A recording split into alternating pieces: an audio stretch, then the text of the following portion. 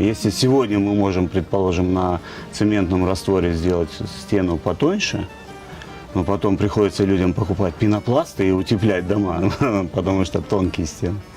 Вот. Ну, это все из экономии. То раньше строили же, дом если строили, то его строили на века.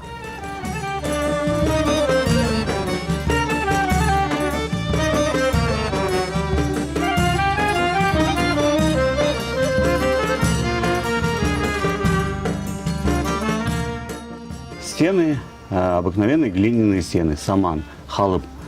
Глину мешали с соломой, формовали кирпич и закладывали. Глина плохо проводит тепло.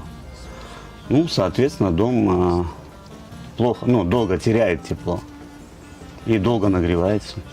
То есть зимой он теплый, а летом прохладный.